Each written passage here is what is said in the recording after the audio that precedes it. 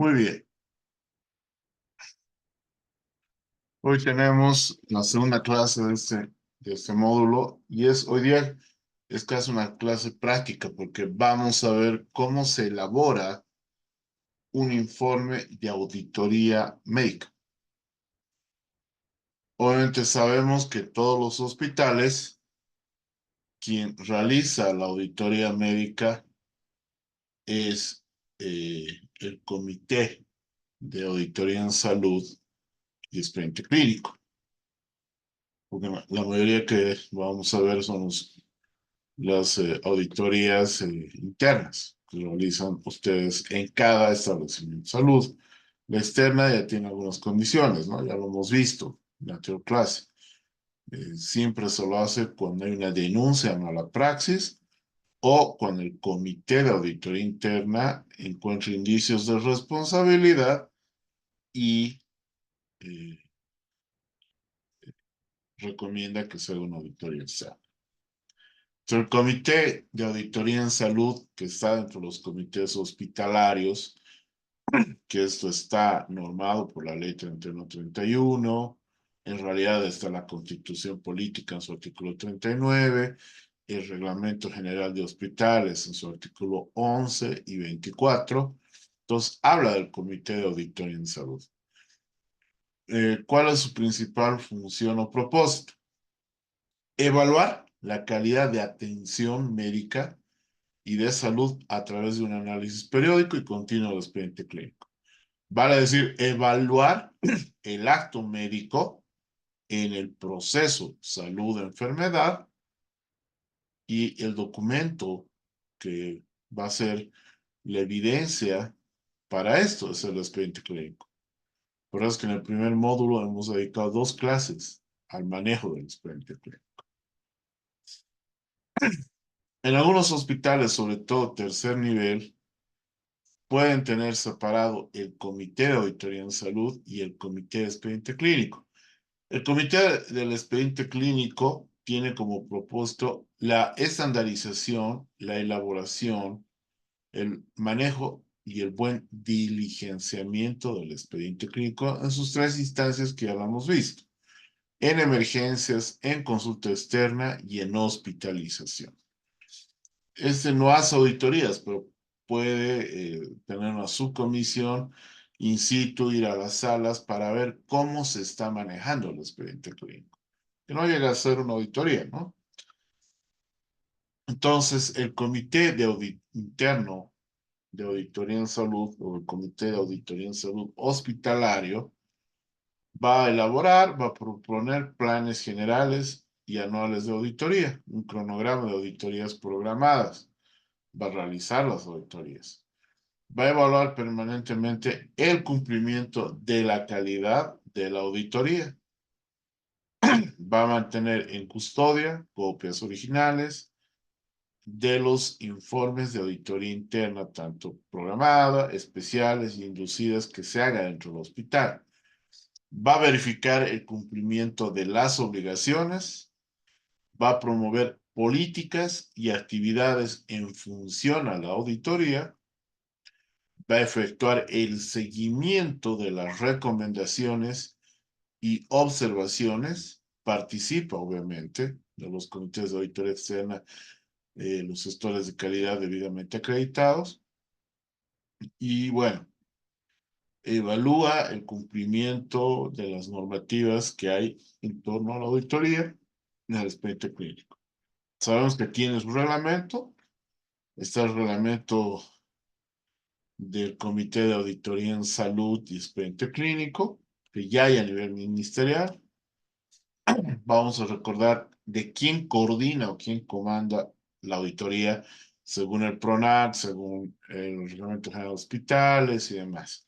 Es el gestor de calidad hospitalario en el segundo y tercer nivel, y a nivel de las redes de salud, a nivel de la coordinación de las redes de salud en el primer nivel. En la seguridad a corto plazo también existe esta normativa del reglamento del gestor de calidad de la seguridad social a corto plazo, que es una resolución administrativa. es la piedra angular que le da sustento a este sistema.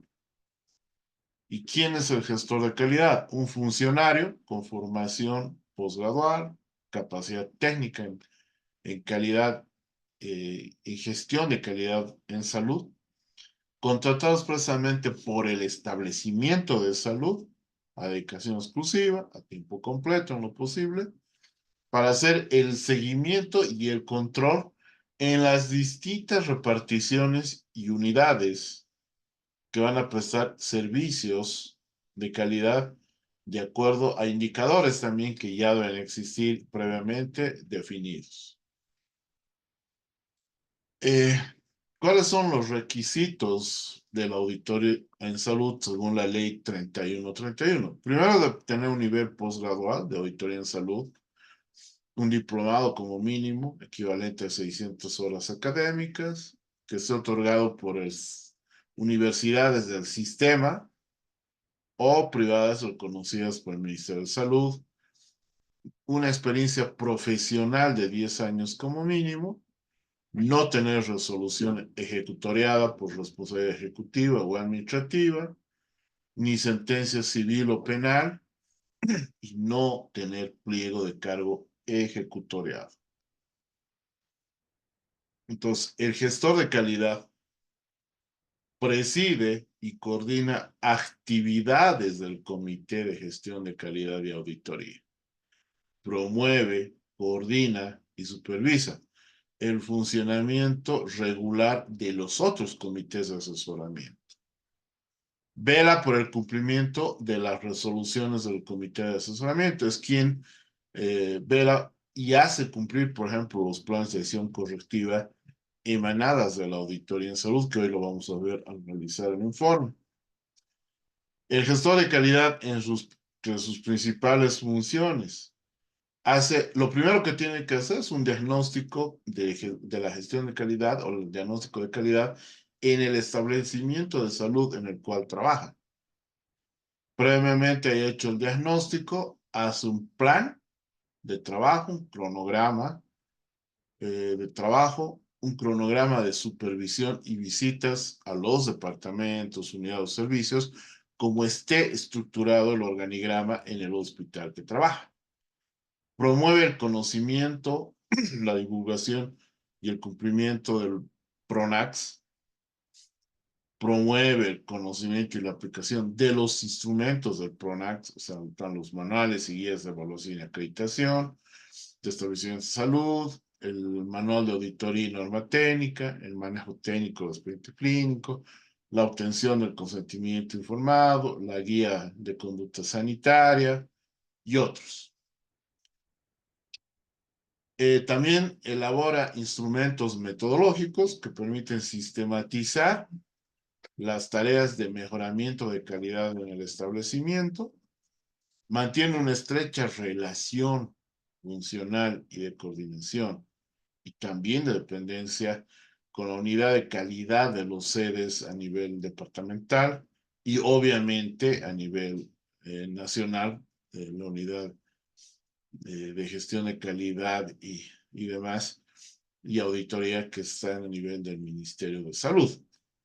Mantiene una relación directa con los representantes de la comunidad, coordinando la acción de mejoramiento de calidad en los servicios que ofrece su cartera de servicio el establecimiento de salud, de acuerdo al nivel de resolución o de complejidad que tenga. ¿Cuál es el fin? Lograr la satisfacción del usuario. Mantener informado al director del establecimiento de salud sobre condiciones de infraestructura adecuada, del equipamiento y dotación de insumos y medicamentos, también la calidad de los recursos humanos, y obviamente buscar, procurar o gestionar soluciones oportunas a situaciones defectuosas de incumplimiento, impulsar el cumplimiento de la prestación de servicio de acuerdo a la cartera de servicio, vale la redundancia, capacitar al personal de salud en temas de calidad de acuerdo a una programación y cronogramas definidos, aplicar los formularios de encuesta de satisfacción al usuario, vale decir externo, pero también interno, con un fin de fortalecer las conformidades y las no conformidades como oportunidades de mejora en la oferta de servicios. Velar por la buena elaboración y manejo del expediente clínico de su establecimiento de salud. Si un si un expediente clínico está mal diligenciado en un establecimiento de salud, es responsabilidad directa del gestor de calidad. Velar por la aplicación del consentimiento informado en los establecimientos de acuerdo a la normativa en nuestra vigencia. Recibir los reclamos, sugerencias que tengan que ver con la calidad de los servicios en el establecimiento de salud, buscando, gestionando soluciones inmediatas que se deberá seguir ante estas situaciones complejas o graves, dirigir y cumplir con el proceso de autoevaluación para una futura acreditación del establecimiento, actuar como auditor, o sea, claro, como auditor en auditorías médicas externas de otro establecimiento de salud, dependiendo de que si es sorteado, de acuerdo a la normativa. Velar por la buena elaboración y manejo del expediente clínico. Dirigir, cumplir el proceso de autoevaluación y de acreditación del establecimiento. Elaborar instrumentos metodológicos que van a permitir sistematizar las tareas de mejoramiento de calidad del establecimiento. Muy bien, una vez que hemos repasado y recordado eso, hablemos de un informe de la auditoría médica específicamente. Entonces hay un preámbulo, hay una eh, carátula en donde está el informe de auditoría, si es programada, si es especial o es inducida, el número del expediente clínico, el servicio que va a ser auditado, qué tipo de auditoría es, las fechas de auditoría y el equipo de auditoría, que normalmente es el comité de auditoría, como podemos ver acá. Entonces ahí vemos detalladamente el área auditada, pues el servicio de geriatría, de medicina interna, de cirugía. ¿Qué evaluamos? El manejo del expediente clínico, si es especial o si es el acto médico, perdón, si es programada o el acto médico, si es una auditoría interna especial. La fecha de auditoría y el equipo de auditoría. Hay alguna normativa en que tenemos que fijarnos que se tiene que cumplir, ¿no es cierto? Está la ley 3131. Bueno, primero está la Constitución Política del Estado. Está la ley 3131 del ejercicio profesional médico. Está la ley 1178 SAFCO.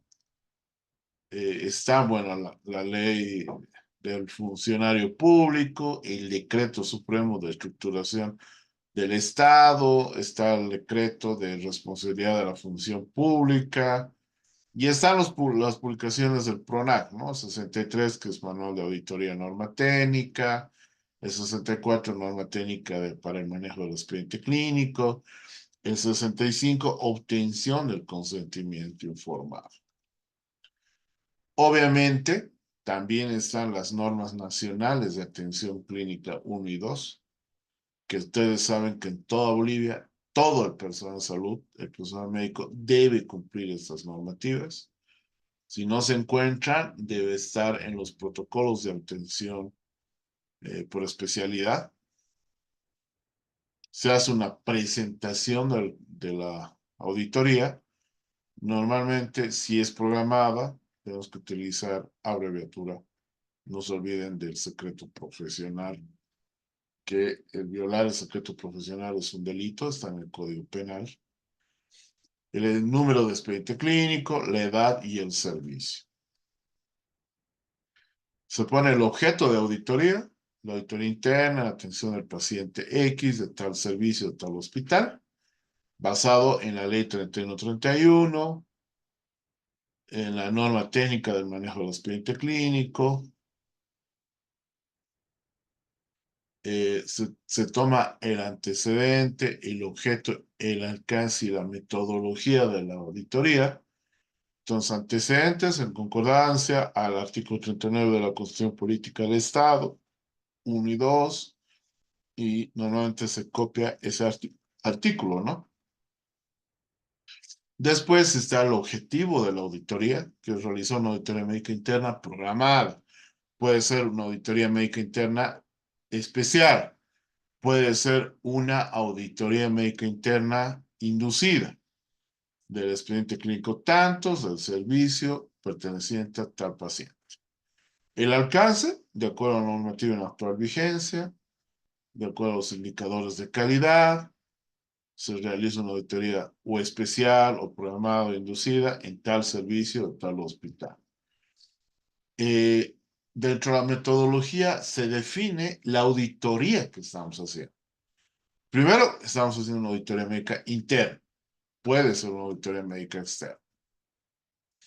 Y el apellido, en este caso, es una auditoría médica interna especial.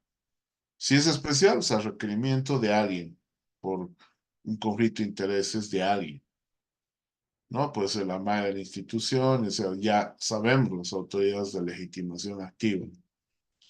Si es programada, entonces le pone programada y la programada no es el requerimiento de algo, o sea, es algo que se hace normalmente, o bueno, cotidianamente, por lo menos 2 cada mes, periódicamente en cada establecimiento de salud.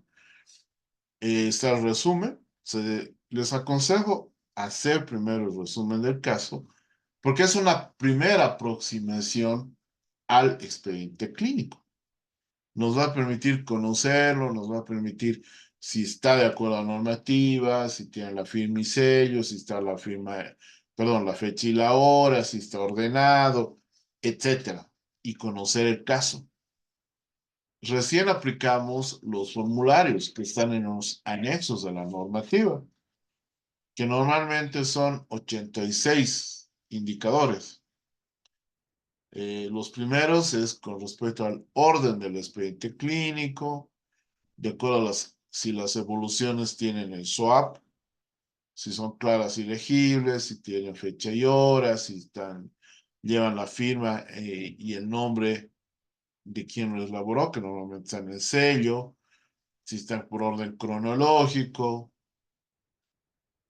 Después habla de las evoluciones de enfermería, que se aplica eso a pie, que lo vamos a ver en el tercer módulo cuando hablemos de los diferentes tipos de auditoría.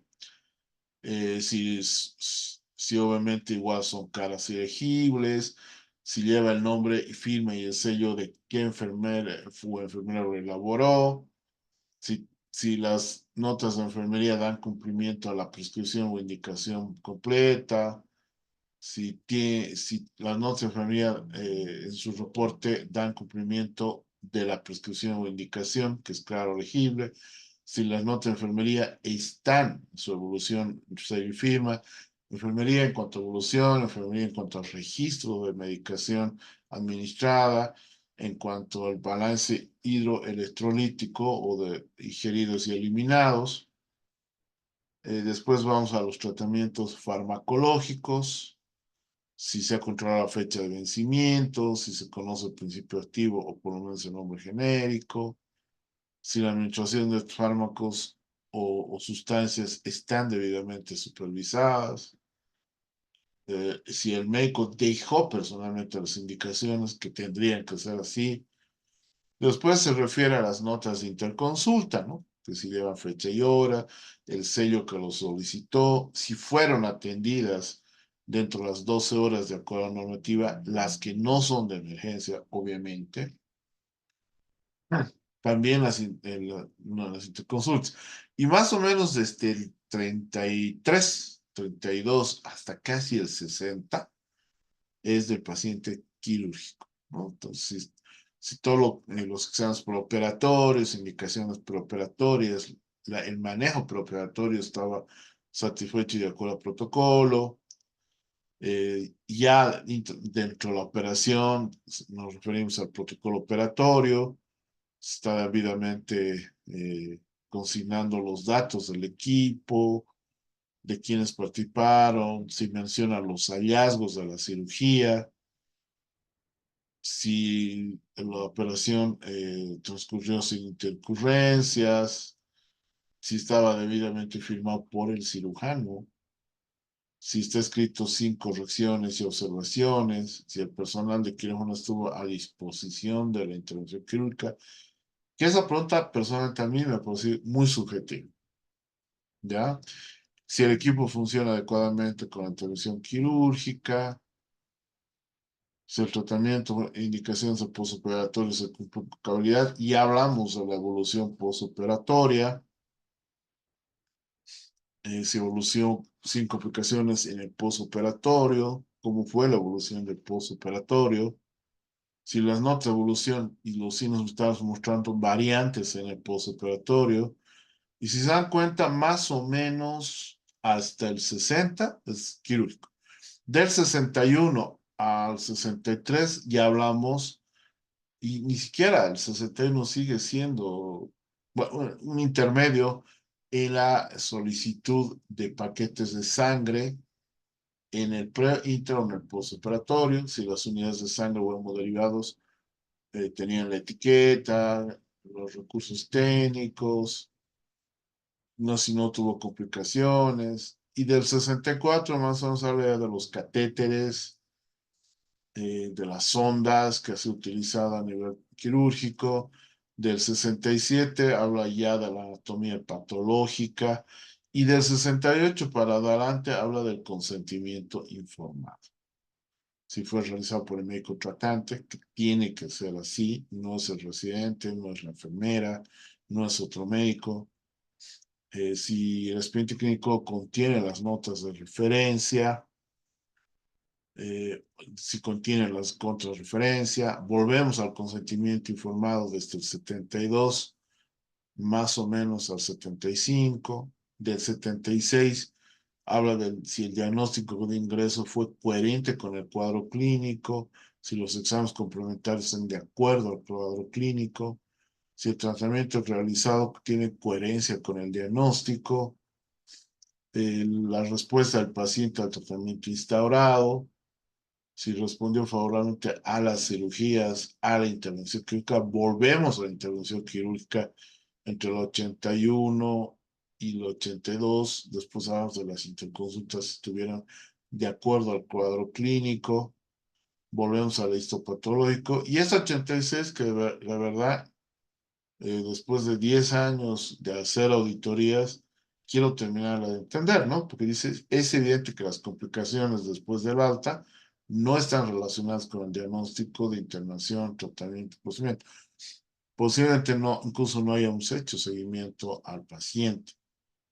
Entonces, no sé cómo se va a poder respaldar esa pregunta, ¿no? Pero bueno, tenemos la evaluación cuantitativa de cuántas conformidades, cuántas no conformidades, cuántas no aplica. Ya la nueva normativa propuesta no existe o no registra, porque la verdad entre las no conformidades y el no registra no es cuál es la diferencia, porque no puede evidenciar que ha hecho y no ha registrado, o que no hizo, por eso no está registrado. Entonces, eso lleva a confusión.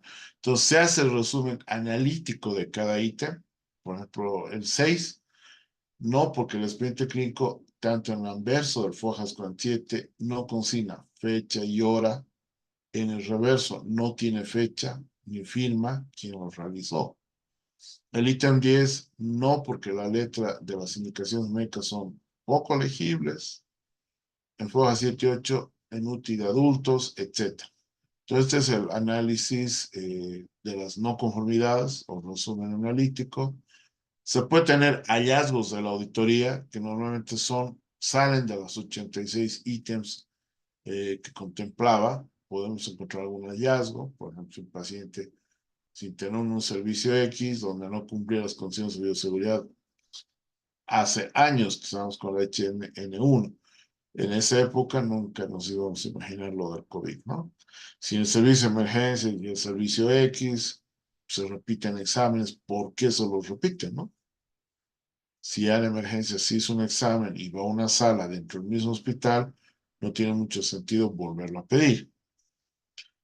Después entramos al incumplimiento de la normativa, que aquí los he puesto normalmente el incumplimiento con respecto a la norma técnica del manejo del expediente clínico.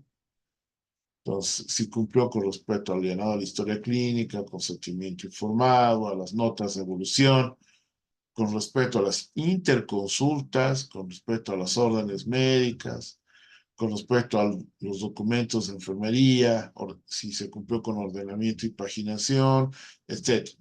Si ustedes recuerdan, todo lo que hemos hablado en las dos clases, en el primer módulo que hemos dedicado al expediente clínico. Y vamos a retomar la próxima clase cuando hablemos del consentimiento informado.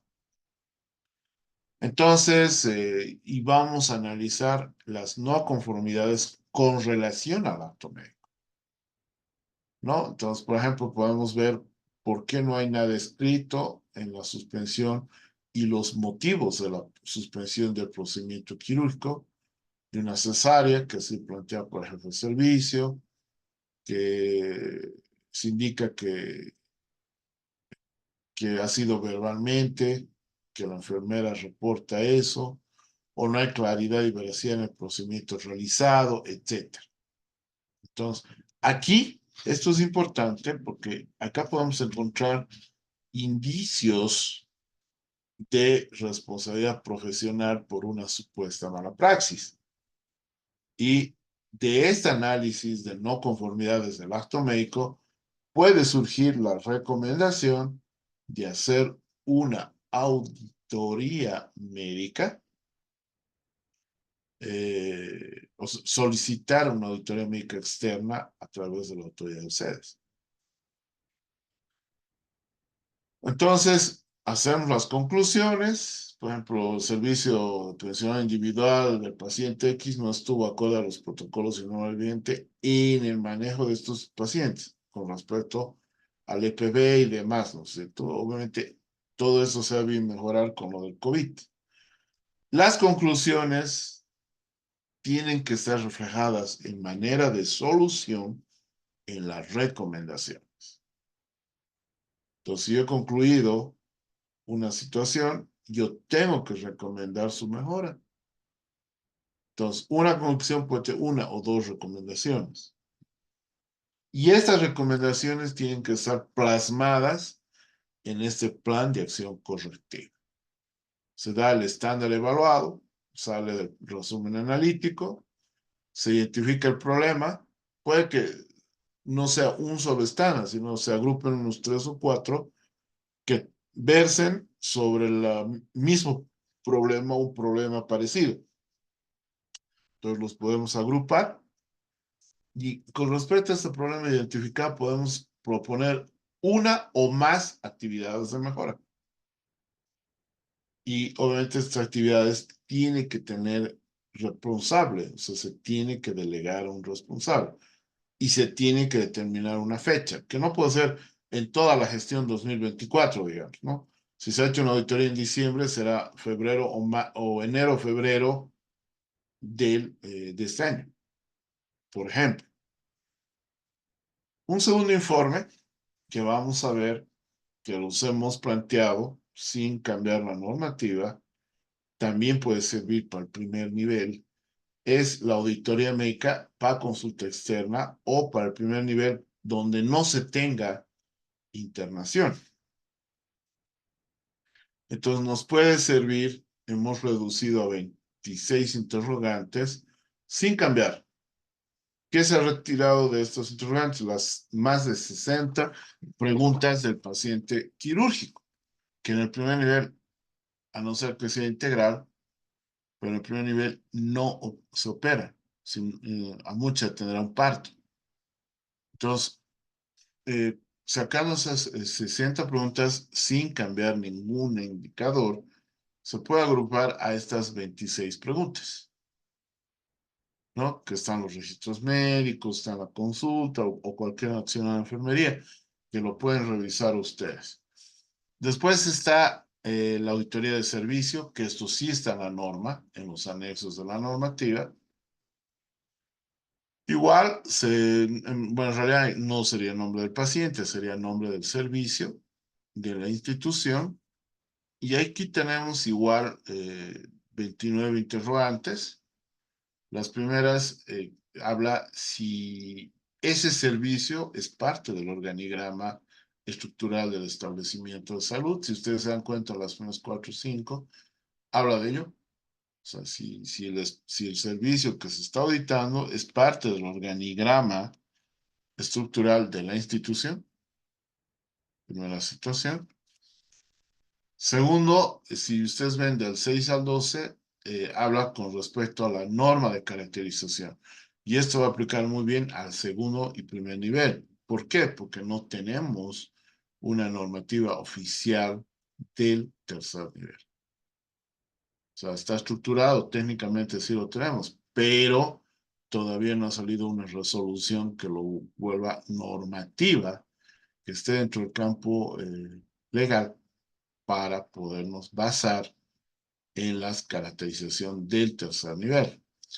Después hablamos que si el servicio o la unidad, su personal conoce sus horarios, conoce sus manual de funciones, conoce su descriptor de cargos, si tenemos su file o su perfil en el servicio fuera que lo tengan recursos humanos, y obviamente con algunas entrevistas, bueno, primero si se han hecho auditorías, si se han hecho autoevaluaciones y si este personal conoce el manejo del expediente clínico.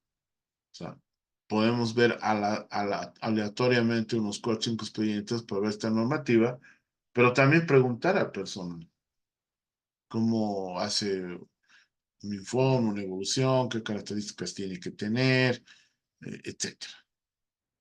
¿No? Y si la unidad tiene registros de actividades de capacitación, bueno, primero si tiene indicadores, si tiene actividad regular de capacitación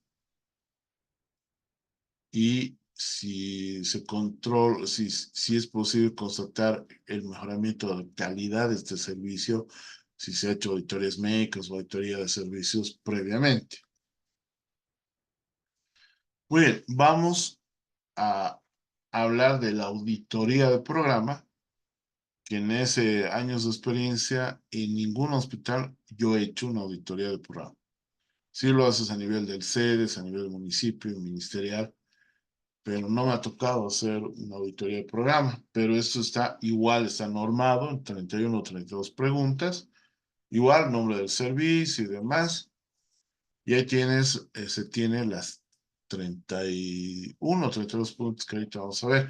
Lo mismo, si el programa está dentro de las políticas de priorización del Ministerio de Salud, si tiene responsables específicos, si cuenta con normativa, si obedece un diseño estratégico de acuerdo al Ministerio Diagnóstico Situacional, indicadores, misión, tareas, todo eso, si hay protocolos o normas para su desarrollo, si su ejecución obedece a un POA debidamente concertado, o tiene que haber un PI bien estructurado del programa, obviamente. Si tiene los recursos humanos suficientes, si tiene los insumos y la infraestructura adecuada para ese programa.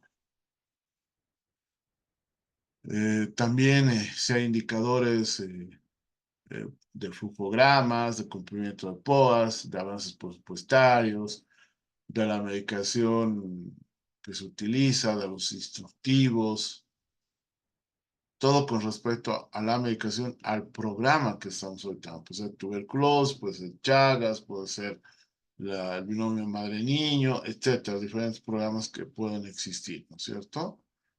Para terminar, 31 habían sido si el personal operativo o la población objetivo está controlado regularmente, si los informes de unidades operativas se registran en casos de intolerancia o complicación, etcétera, etcétera. Después tenemos lo que posiblemente salga una nueva normativa de la auditoría médica, que en realidad se ha trabajado hasta el 2001, pero no sé, no ha salido aún. Incluso ha filtrado ya los primeros borradores. Hemos tenido la oportunidad de la base de esto, en trabajar cuando había la CINSA, y creo que tenemos el honor de haber participado porque ese modelo ha sido tomado para la norma nacional. Si ustedes se dan cuenta, hay el formulario del modelo de acta de entrega y recepción del expediente clínico, que lo tiene que hacer el director o la madre del hospital y no otra persona. Se tiene la referencia del establecimiento del expediente clínico, como hemos hablado ya de la auditoría.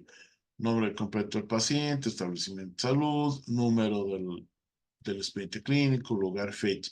Se hace una descripción si está acorde a normativa o no. De ahí tenemos el modelo del informe de auditoría médica, que si ustedes van a ir viendo los pasos, es el que hemos trabajado hemos conversado en clase y que lo tienen en su material en Word.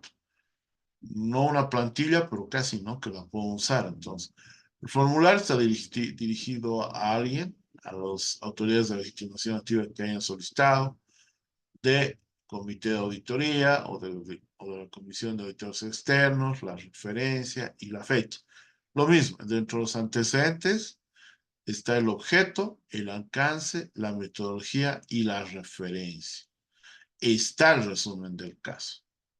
Están los hallazgos de auditoría, en este caso los formularios están en anexos, las conclusiones, las recomendaciones y las firmas. En anexo está el plan de acción correctiva. Entonces aquí tenemos las 80, ya no hay 86 ítems, están trabajados como gestión de calidad en los datos de estructura, proceso y resultados. Donde está el componente del expediente clínico en cuanto a afiliación, anamnesis, diagnósticos, plan de trabajo, indicaciones de tratamiento, los registros de enfermería, las condiciones del expediente clínico.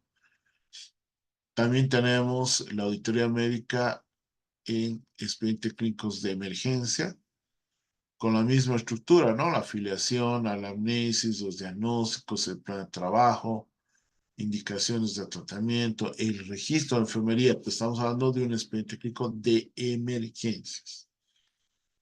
Y obviamente las condiciones del alta y la condición del expediente clínico. También tenemos el formulario de evaluación de registro y atención de hospitalización, ¿no? Y como les he dicho, está sí, no y no aplica. Ya no está no registro. Y sabemos que en el análisis de indicadores, el no aplica no se lo toma. O sea, sí se lo contesta si hay alguna normativa que no aplica, pero en el conteo son ni siquiera el sí, son las no conformidades. Está entonces la afiliación, la anamnesis, el diagnóstico y está plan de tratamiento, que está haciendo el cirujano o el médico tratante, indicaciones del tratamiento, notas de evolución médica, aquí está separado. Están los registros de enfermería, la condición del alta, condición del expediente clínico y obviamente componentes específicos, ¿no? O sea, epicris, la interconsulta, etc. También tenemos el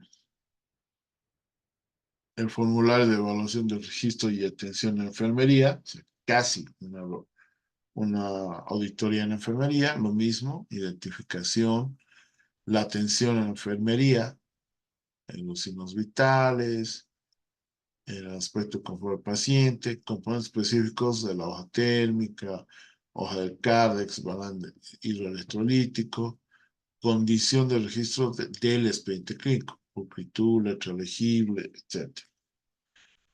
También tenemos el formulario de autoevaluación de una auditoría de servicio. Igual, estructura, proceso y resultado. Son 32 preguntas, ¿no? Más que las 3 que se tenía antes.